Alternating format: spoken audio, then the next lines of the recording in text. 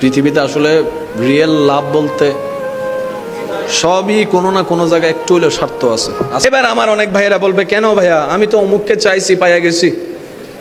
আমি তাদেরকে বলি, ভিতর থেকে শান্তি নিয়ে ধরে রাখতে পারছো? কতদিন পারছো? নিজেকে প্রশ্ন করে দেখো। আপনার আমার সুখে শান্তিতে থাকার জন্য যা দরকার তা দিতে পারেন কে? জোরে বলেন কে? এবার সেই আল্লাহ যদি আপনাকে নিজের করে নেয়,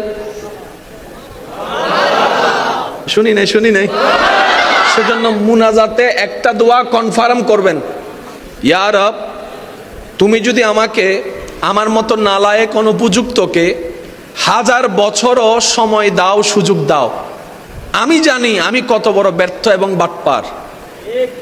আমি আমার ইবাদত আমল দিয়ে 1000 বছর পরিশ্রম করেও তোমার প্রিয় বান্দা হওয়ার যোগ্যতা আমার কাছে নেই, সেটা আমি ভালো করেই জানি, কারণ আমি একটা ভালো করলে 10টা গুনাহ করে বসে থাকি। তাই তোমার রহমতের দরবারে আমি ভিক্ষুকের একটা চাওয়া ফরিয়াদ, আল্লাহ, আমার আমল দিয়ে যোগ্যতা দিয়ে নয়, তুমি তোমার কুদরতের দয়ায় সদকায় তুমি তোমার নিজ গুণে আমাকে তোমার প্রিয় বান্দা বানিয়ে নাও। রব যদি আপনার প্রিয় হয়, আপনি যদি রবের প্রিয় হয়, লাগে কি আর? তখন জান্নাত আপনাকে খুঁজতে হবে না, জান্নাতেই আপনাকে সেলুট দিয়ে দিয়ে জান্নাতের ভিতরে ঢোকার জন্য দরজা খুলে দিবে। বলেন না সুবহানাল্লাহ।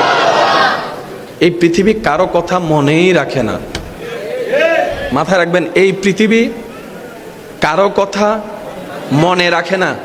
হ্যাঁ, এই পৃথিবী তাদেরকে মনে রাখে যারা পৃথিবীকে মনে রাখে না। প্যার সে কহো না ইয়ার সুবহানাল্লাহ।